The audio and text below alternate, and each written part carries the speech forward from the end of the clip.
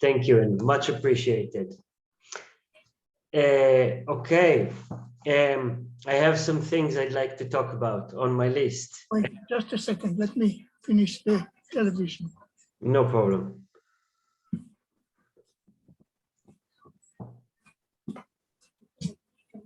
Silence. Thank you. Okay. Thank you very much. Pardon? מספיק, כן, תודה. Okay, here we are. Here we are. We had, in our conversation, we had a few really interesting points about, I lack a better term, so I will call it self-improvement, maybe optimization. But we talked about understanding your own addictions and how it's basically important to understand what it takes, why you have a certain complex.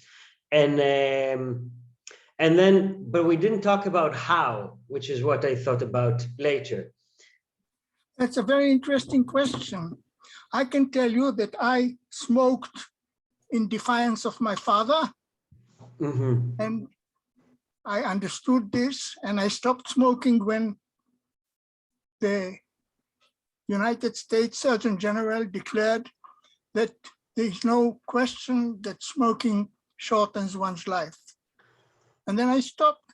How I stopped, I don't know, but I had no problem, no difficulty. Yes, sometimes it happens like that when the right moment Exactly. comes. That's, you say sometimes, I say that's the only way. Well, I think studying yourself is another way in which we were. Oh yes, oh yes, yes. And to understanding your own addictions. For example, when you if you want a cigarette and you don't take that cigarette, the next thing that will annoy you will give you a clue as to why you smoke, I think. I think you're right. And it is an important fact that some people stop an addiction with enormous self-struggle every day. And there are people who stop addiction without any effort. And there are people who can't stop addiction. If they give up one addiction, they get to another. I think there might be a third one, or maybe it's what you just said, where you keep observing yourself, you see the same thing happen again and again, and eventually it evolves so that it's not solved completely, but it may be partially replaced, or I don't know. There are all these options, of course. It's not, yes. It's quite mystical how this happens sometimes and not others. It's quite mystical. It is my conjecture that it's always a choice, not always transparent. You don't always know when you've decided and why. By the way, sometimes you feel a decision entering you like something breaking. Yeah. Yeah. That's a very interesting fact. It is. What makes you say it's a fact? It resonates as a fact, but what makes you say it? A fact is what people report repeatedly. That's what is a fact by the criterion of science. In science, the factual reports have a different status from theories, and they gain this status from being reported as observed. Okay. Which is why we have to throw away everything Skinner said. Oh, absolutely. Skinner was really a very systematic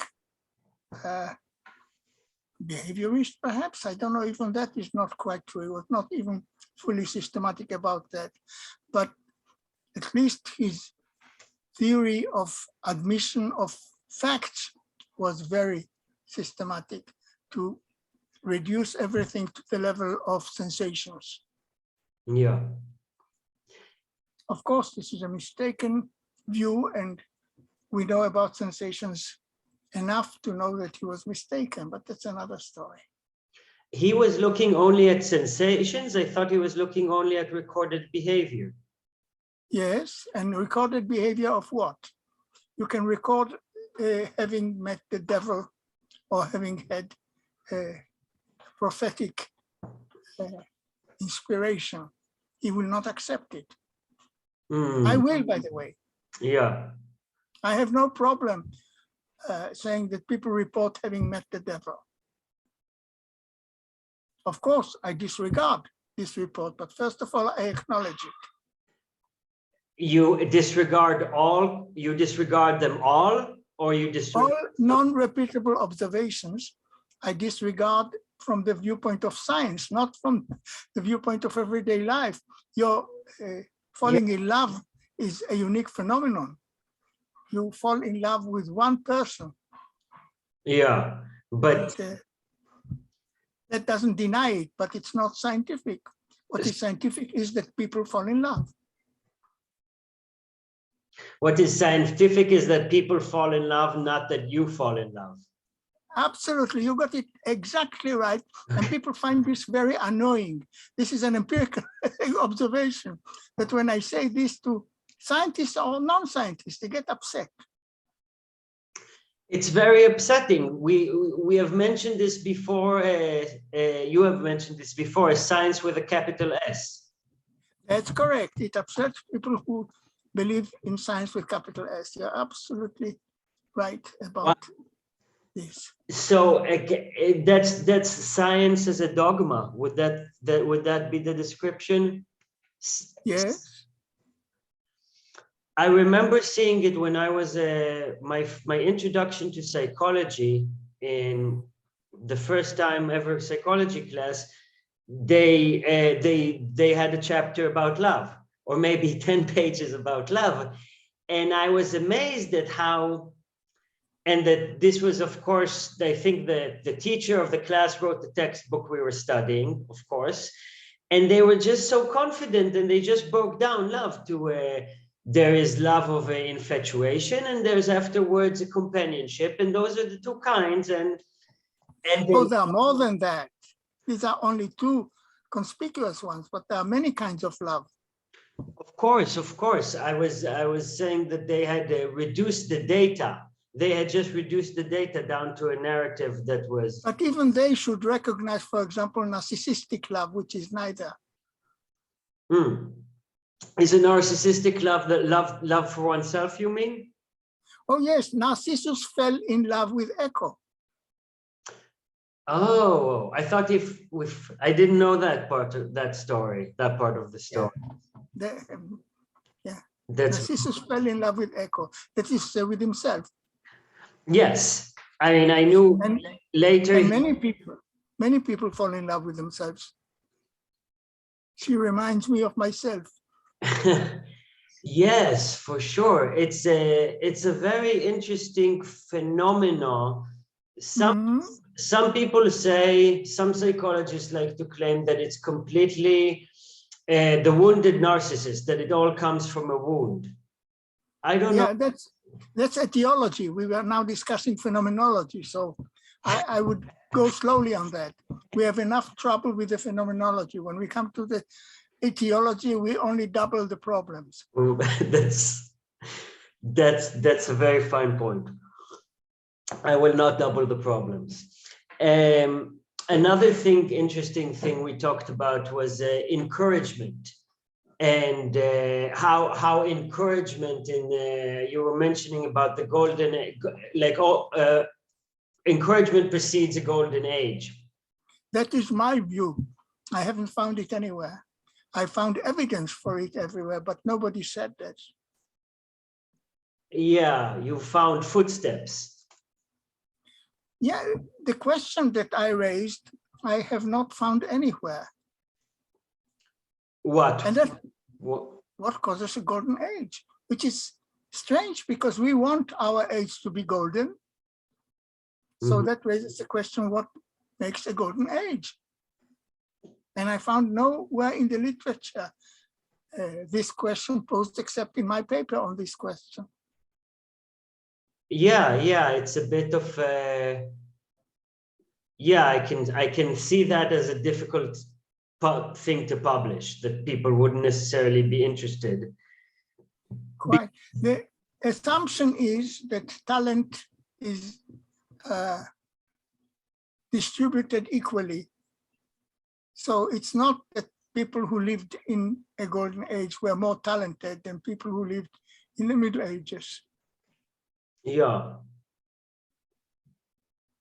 I was thinking about it in terms of modern days dealing with your consciousness, and how a lot of people today, especially in popular psychology, are putting a big stress on positivity, on positive valuations. Oh, yes, yes. You see, I am very positive, and you can be my patient for the whole of your life and pay me every week, because I will encourage you every week. Yes, it's not, it's the motivational speaker will encourage you, and the drum circle coach will encourage you, and so on. Yes. But what is being preached also, not just come give me money every week, of course that's always going to be, but no, what is preached is that you are a weak character and you should, you know, make an effort, bite your lips, and face the world. What do you think? So I wonder if this is encouragement or if this is something else. You begin every morning and you say, I am worthy of love, I am a wonderful person, things like that. That would be, to me, that seems some toxic, but I can't really pick. Wait. I should be worthy of your love, and you don't love me because I don't deserve it. There's another thing is I'm lovely, and if you don't love me, it's your loss. Yeah. It's a great difference. It's a very small difference, because you can be positive to yourself and talk. But I try to find the trick of what makes it positive and what makes it toxic positive. What makes it bad is preaching. You see, I'm trying to make you positive, and if I fail, it's your fault. It's very simple. That's interesting. Another thought I had was that one thing that makes it positive, one thing that makes it toxic is a valuation rather than feeling. Like good, I am good, I am smart, you know. It seems like it has a backdoor to. Yeah, and let's admit that couples get divorced because they both feel and know that it's the other fellow's fault. Yeah. That is, by the way, one of the mind-bending experiences one can have is consulting a couple. I don't know if anyone's ever put you in this position, but it's quite reality bending, because you have to let go of your desire to understand truth. Certainly. Now, I think consulting others is essential, but you don't need the others to consult them. You can do it in your brain. Right. You can. Not only if you ask a friend for advice, very specific advice, when he's not present or she's not present, and you can guess, but you can even consult a movie star or a leading sports person or a leading politician. And what I find so amazing is that whoever you choose to be your mentor, you can ask them any question of any advice, however specific, and they always volunteer an answer, which is to me very surprising. I think many people would hear this advice and they would say, no, I can't do that. That person's not really in my mind. And let them only try if they. Yeah. See, it's very good to doubt what I say, but you should give me a chance. Yeah. if you don't give me a chance, it's not that you doubt what I say, you contradict what I say, which is legitimate, of course, but give me the benefit of doubt. Yeah, that is a very interesting thought. I can report to you that in my young days, many people came to my place to ask for my advice. In fact, I regularly had guests who came to ask for advice, and I usually gave them a little test, something which was very easy to do and to see if it makes them feel better or not. And they would try it and they made them feel better, and then they ran away from me. And when they saw me in the street, they crossed the road. What was the little test, I have to ask? Oh, for example, consult somebody fictitious. Ah, okay. Just example. Another example, whenever people report to me of strife, say with employer or with a partner and so on, I always give them the same advice, invite them for lunch. And it amazed me how difficult it is. They think I'm not serious. They think I'm glib. They think I'm not to the point. And I said, never mind why you have a rough time with your partner or with your boss, just invite them for lunch. Now, if it doesn't work, then you lost a few dollars, that's all. But. Yes, well, yeah, there's, I guess part of it is it might be too fast for some people to understand, and then they don't want to understand either. Understand is very interesting. Very often when I give people advice, they want me to explain the mechanism. And then I say, forget my advice, and I bid them farewell. And they ask me why.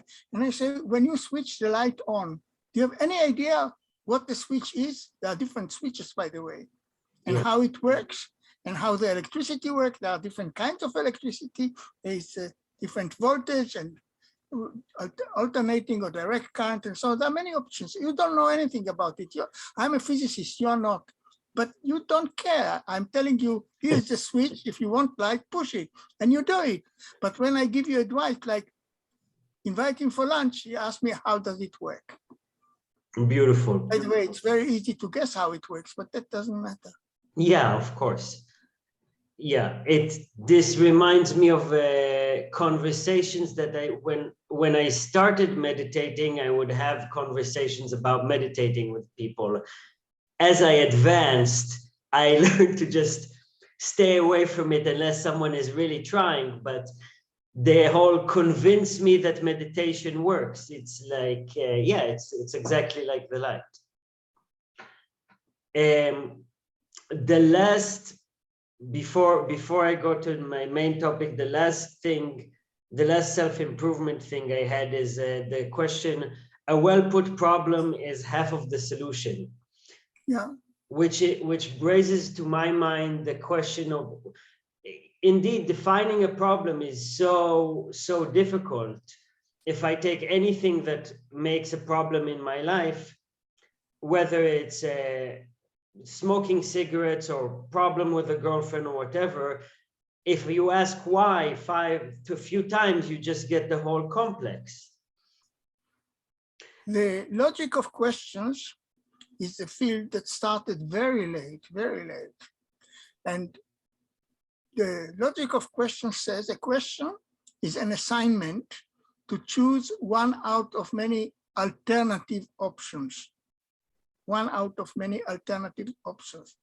And so the alternatives are the meaning of the question. There is a very famous joke about, they asked Dillinger why he robbed banks. You know the answer? No. Because that's where the money is. Now, let me analyze this joke. When they ask him, why do you rob a bank? They mean, rather than be a policeman, or rather than be a tradesman, or rather than be a worker. And he meant it, get the money from the bank, or get the money from the shop, or get the money from ordinary people, and so on. In other words, the question is the list of options, and you can change the list of options and get a joke. Wow. makes me happy that we record this, because I will have to go back to this sentence. But yeah, you can. So they were asking two different questions phrased in the same way, but they were going to two different lists of options. Exactly. That is what is called background knowledge. There are options that are competing. But contrary to what I've just said, we understand questions to which we have no answer at all. If you take the question, which is the most obvious, why is the sky blue?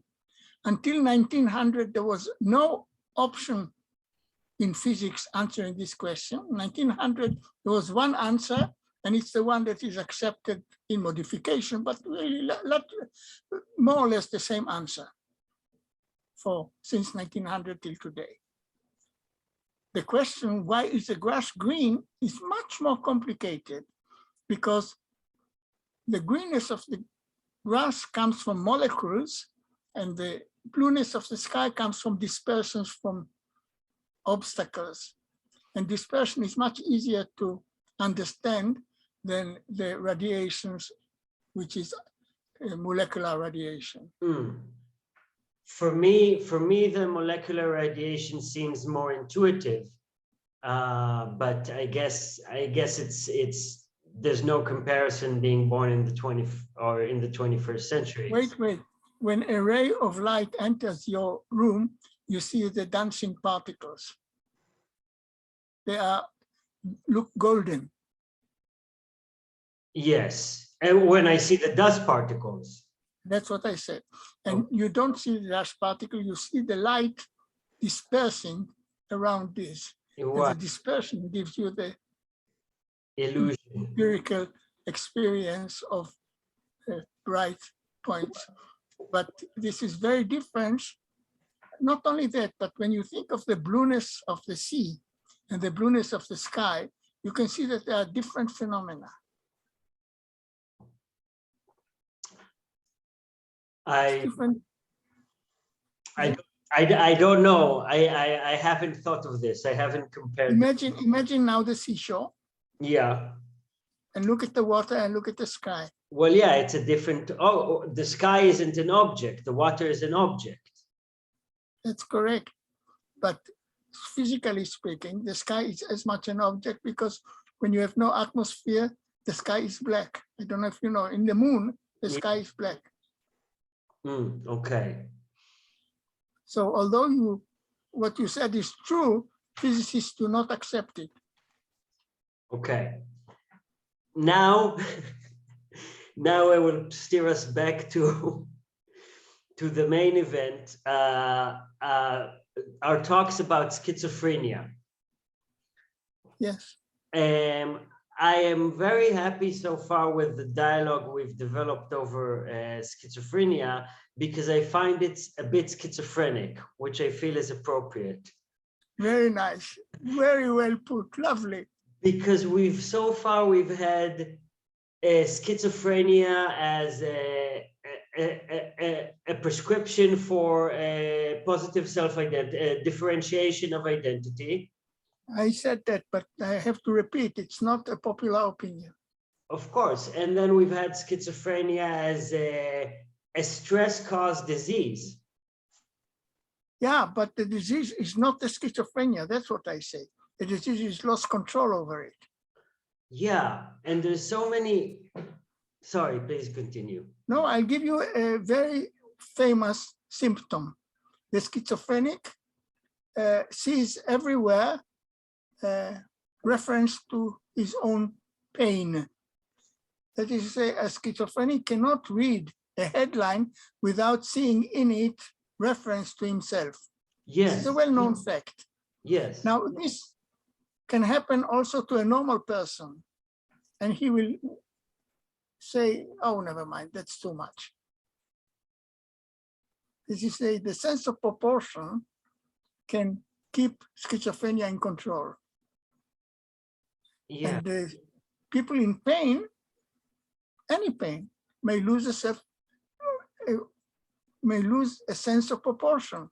When you are in pain, you think about your pain. When you are hungry, you think of food. Mm-hmm. And however much you know that food is not everything, or say sex, You know that sex is not everything. When you are really sex hungry, you can think only about sex.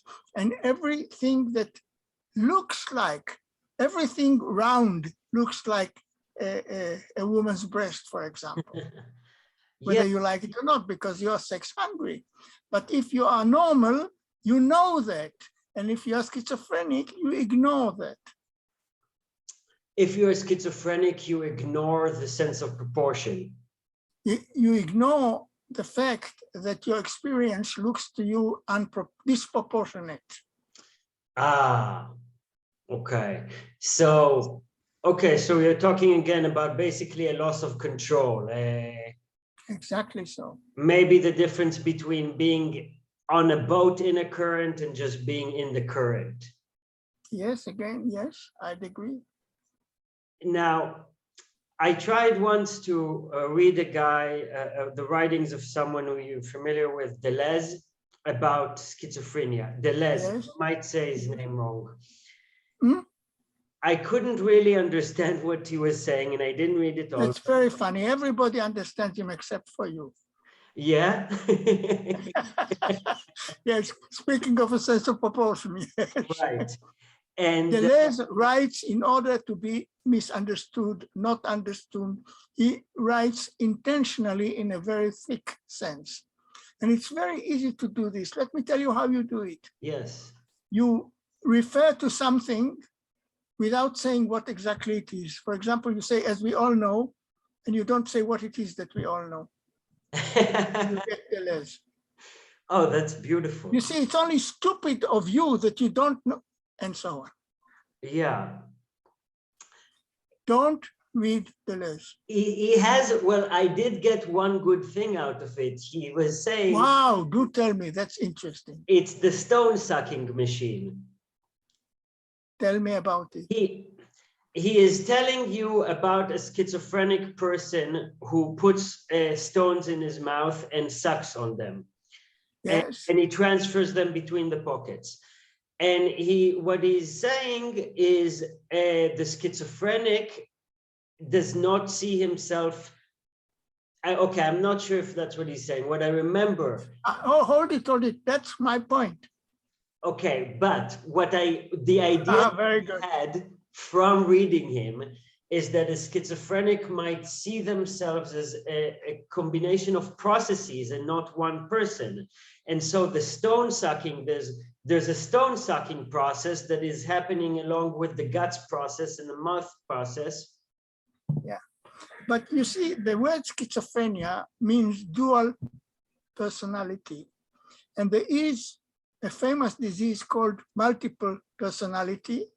And people confuse multiple personality with paranoia or schizophrenia. And that's a mistake. And Deleuze harps on this mistake. He doesn't make it, but he allows you to make it while you read him. And the fact is that people like Deleuze invite readers to read into their texts. And then if you don't agree with them, it means you read wrongly into them. Because they're obviously right. They don't know how they are obviously right, because if they would say so, but they don't say so. Well, there's a certain intrinsic value in my mind in someone who puts together words in a way that you've never seen words put together before. That's right. For this, you should read poetry. I'm a great fan of poetry. I think poetry is marvelous. I agree. Okay, the thing I was trying to get to the logic ring didn't complete, but we were talking about once neuroses and self-intelligent neuroses, ones that like an autonomous being within an individual's mind. Yeah. I think all neuroses are intelligent. Yeah, so that's really, this is a twice fascinating idea. Once because of to think of neurosis as an independent thing, and twice to think of neurosis as a Trojan horse almost, or all of consciousness being. I think it is a Trojan horse. I found a way to get rid of a neurosis. And I looked at the neurosis as a policeman. This is a crime, in case you don't know. It's called reification. Res is in Latin thing. Reification is to make of an idea or of a property a thing, which, by the way, is the essence of magic. Yeah. In magic, you have intentions moving about, looking for a subject to land on. It's very nice, isn't it? For sure, thought entities. That's right, thought entity. So I like to commit these kind of crimes. So I look at the neurosis as police. And I say, this policeman wants me to avoid doing a certain thing. Every time he shows up, I will do the things he wants me to avoid. Then he'll have to commit suicide. Kill the police, make the policeman inside your head commit suicide. Exactly, not kill him. Not kill. Because this is boomerang. Yeah, that's the neurosis. Exactly, so the neurosis, the cleverness of the neurosis is that it uses whatever is against it, it converts into whatever is for it. Yeah, and that's... It's very much like in religion. When the devil tempts you, go to church and pray. And then that strengthens the faith. Oh, no, that's strength, but that weakens you. That's not, you're saying that's not a good solution. No, of course not, but it's good for the church. The church doesn't want you to be independent. The church wants you to go to church. That's true. And that reminds me of one of the best pieces of advice you gave me. You said, if your autonomy is not increasing, whoever is guiding you is a charlatan. That's right.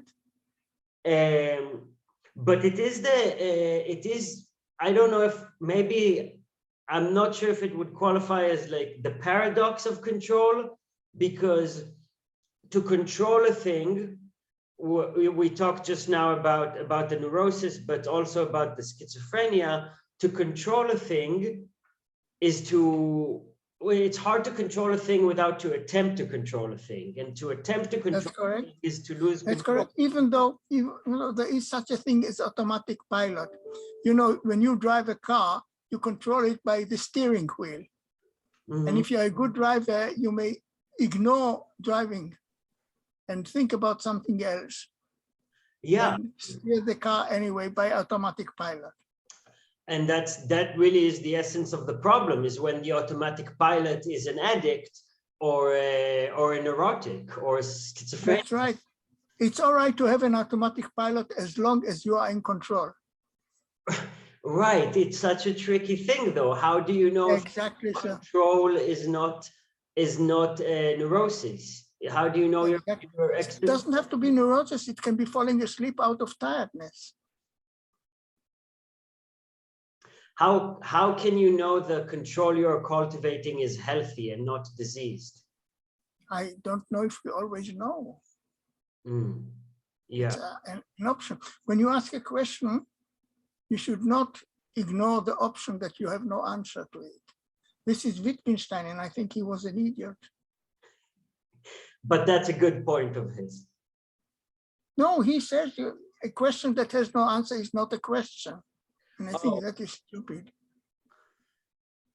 Yeah, that seems like a very dumb statement. That's right. That's why he was so popular.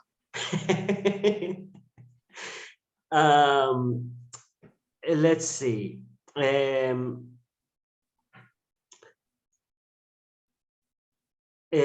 Sorry.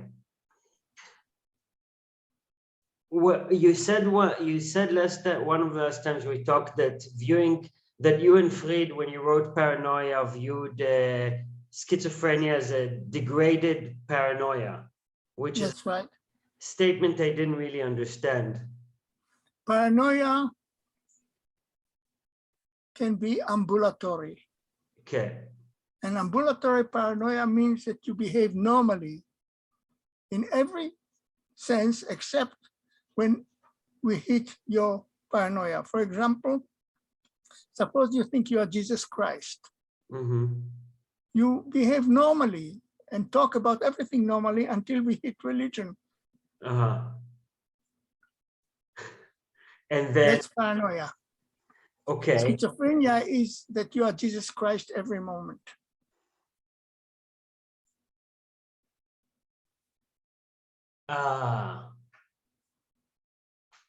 Okay. In that sense. In that sense, yes. I don't know if we are right, but we say that in that sense, yes.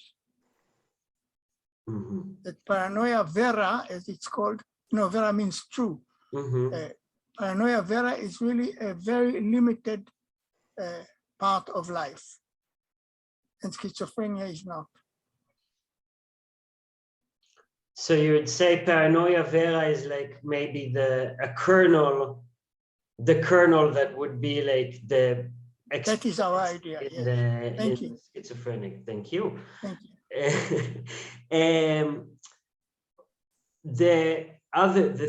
One of my notes here, it says a problem with mainstream conceptualization of schizophrenia. Yes. Which is something we touched upon a few different points, like the inheritability of schizophrenia, or the fact that questionnaires are slighted to make schizophrenia seem more inheritable. Yes. And yet I'm not sure if we are where you are thinking about this. For me, it seems like I feel like some of schizophrenia is inheritable, although the stress of the person. First of all, since we agree that schizophrenia appears under stress, then what is inheritable is not schizophrenia, but schizoid, being schizoid, namely susceptible to schizophrenia. So there was a study of the situation. People tried to find out who are schizoids, and they gave them questionnaires. Yeah. And one of the questions was, have you a relative who is schizophrenic? And I thought this was so stupid, it made the whole research worthless. It creates a certain fruit of the poison tree situation. Exactly so, exactly, you got it right. Which there's no question. Let me add just a little bit. That the question, we agreed, are you schizophrenic is not a good question. Are you schizoid is a better question. But it's not sufficiently clear, because clearly, since dogs cannot be schizophrenic and people can, every schizophrenia has an inheritance of one sort or another. Now, when we ask, is a question is disease inherited or due to the circumstances, it's always somewhat ambiguous. We agree, for example, that cancer is caused by outside causes, but nowadays we say that there is a defect in the genes of people susceptible to these outsides. In other words, it's like lock and key. Every phenomenon that happens is a meeting point of internal and external factors. And the question, is it internal or external, therefore is not well put. And I wonder if it can be well put. But in some cases, we know for sure. We know, for example, that Tay-Sachs and sickle cell anemia are very clearly inherited, although of course they need triggers, because we know that Tay-Sachs is inheritable, sickle cell is inheritable. For example, you can never have sickle cell anemia. No? Because you're not Africa. Because I'm not African? Yeah. Okay. Whereas you may or may not be susceptible to cancer, I don't know. But you certainly are not susceptible to sickle cell anemia. As to Tay-Sachs, you are susceptible to it because you are of European descent. I don't know what that last one was, but that's doesn't matter. Doesn't matter. No, you can look it up, but it doesn't matter. No. The existence of the poison tree of the the research method begs the question of why was the tree poisoned, or for me anyway. Absolutely, you are absolutely right. That's very important. I wonder, the note that so we talked, another thing we talked about is how, we talked about it with paranoia, that paranoid symptoms don't get reported because it is believed that a paranoid symptom equals an episode, which is not the case. It may equal an episode, to be more precise, yes. But then people who are afraid of that and who maybe control that do not report it. So so hallucinations, even if they have them, they suppress it. Yeah. There is no question that we all hallucinate, and very few people you know would admit that they hallucinate. Yes, and we talked about how memory can be reconstructed too, and so that they most memory is reconstructed. And so the reality, this is how we've gotten a little schizophrenic, is the reality, there's a great big subjectivity to it. You're quite right. All these things are open to critical debate, yes. This is why reliance on factual information is dangerous, which all lawyers, all criminal lawyers know. When they put a witness on the stand, what they try to do is to confuse them. By the way, one of the greatest shows of not playing somebody's game that I've ever seen is you on the witness stand.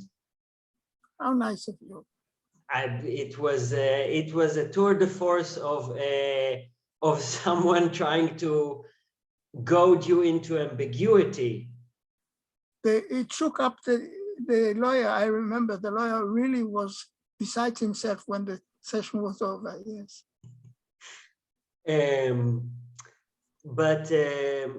Yes, so for me, it seemed like the answer I have for my own question about why, I wonder if this is how you feel, or if maybe you don't have an opinion about it at all. Why is evidence, do we find maybe conflated evidence to the diseaseability and inheritability of schizophrenia? Is because I'll answer you very quickly. In the modern world, the sense of reality is shook up. Most people you know will admit to you that sometimes they don't quite know what's real and what's fancy, imagined, or whatever it is. And that is normal, I want to insist. But people suppress it because it sounds abnormal. That's all very interesting.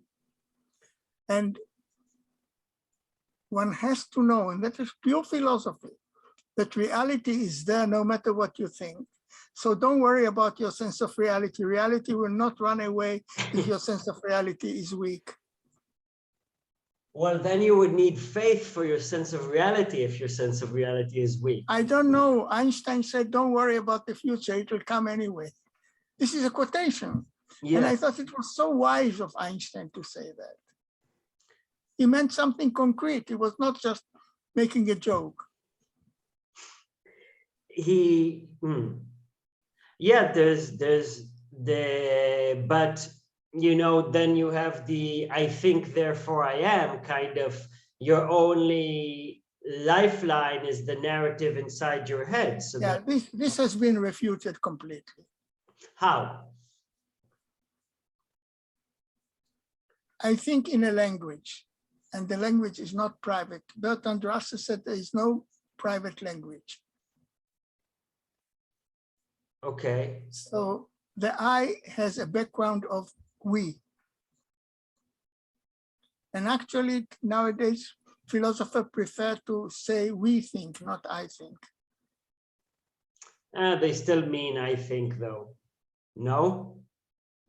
Possible, but then it's too bad. I agree, because philosophers tend to be subjectivists more than other people. But then philosophers forget in everyday life that they are philosophers. Okay. I mean, these philosophers. Yeah, sorry. Yeah. Okay. We were somewhere on the. I think we covered everything on the count of, you know, I don't know, I started trying to talk about schizophrenia, I guess, being made into more of a disease than it is, or being more misunderstood within the lens of schizophrenia. And then I forget how we went where, and we got into thoughts. We said what is wrong with schizophrenia is the lack of sense of proportion. Yes. And the lack of sense of proportion, let me continue to the end, is due to feeling uncertain about the sense of reality. And this feeling uncertain is always unimportant and unnecessary to worry about, because reality will not go away if your sense of it is poor.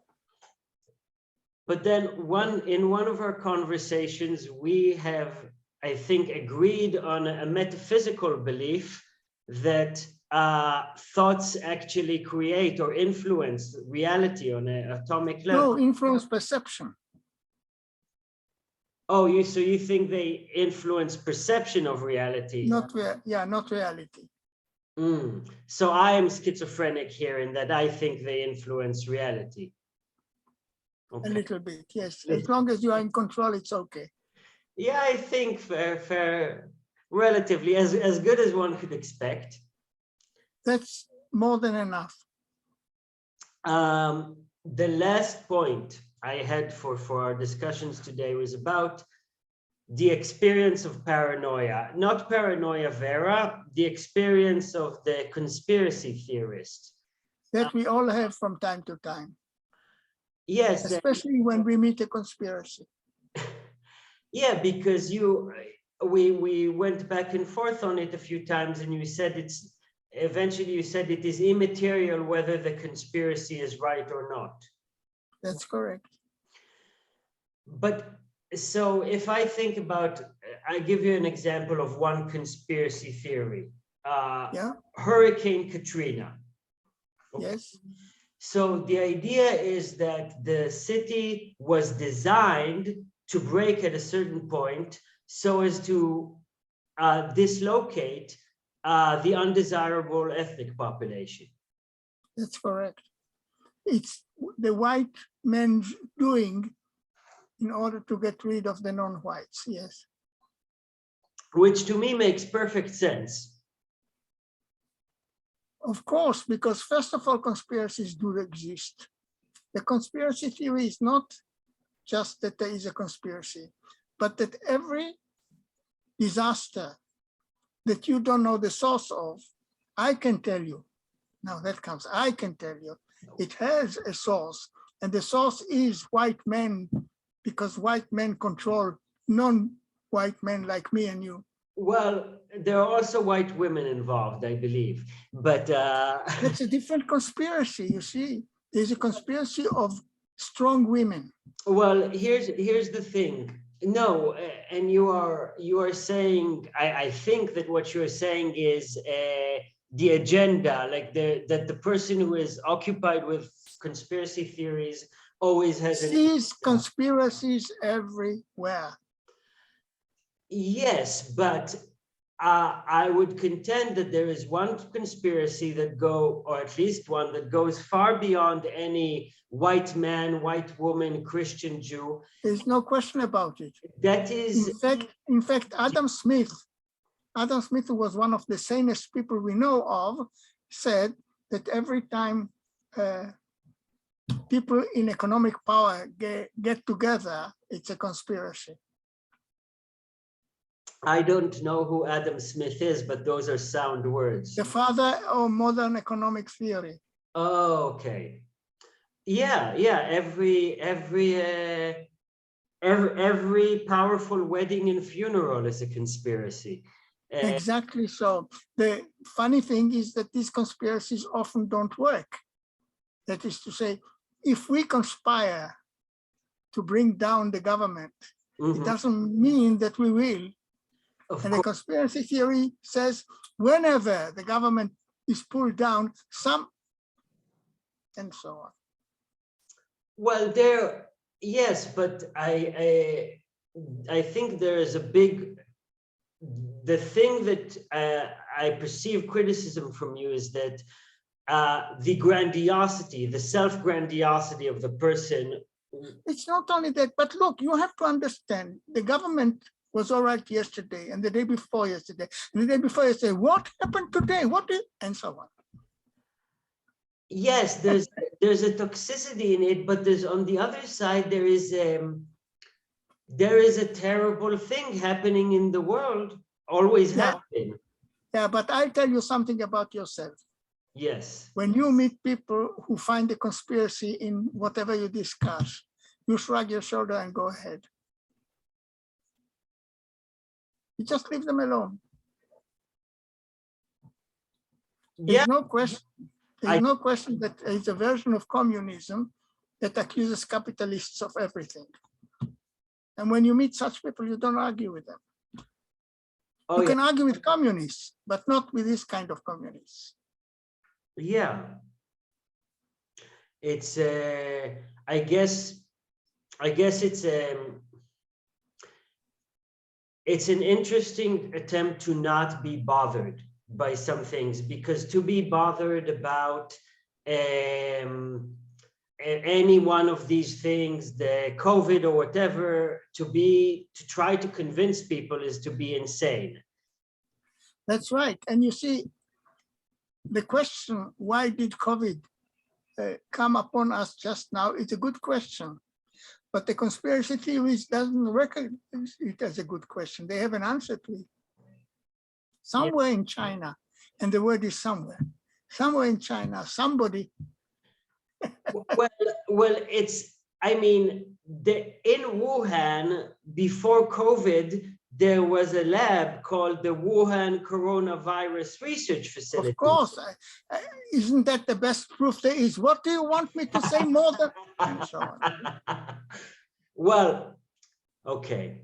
I hope you see what I'm trying to show or to impersonate, and that is the loss of sense of proportion. Yeah, well, the loss of sense of proportion, for sure. But I guess one can orient oneself to self of proportion. I can eat tomorrow. My foreseeable future is good. So human injustice that I see is okay, is not really that bad. But it is a very, the paranoid, to bring it back to paranoia, the paranoid mind perceives patterns very adeptly. And let me give you an example. My teacher, Karl Popper, was a common sense philosopher, if there ever was one.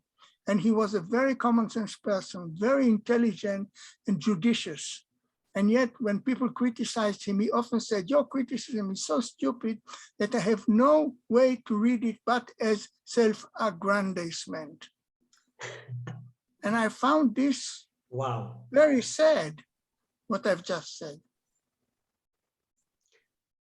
It is a marvelous ad hominem attack. It is a high level. Yes, but you see, you leave me no option. But to regard you as an absolute. You don't continue. When you say you leave me no option, but it's enough. Don't go on. It doesn't matter what comes afterwards. Yeah. So this is unimaginative. Whatever it is, it's unimaginative. You leave me no option, but. There's always the option that the devil did it. Yeah. Yeah, there was. Excuse me. No problem. Agassi.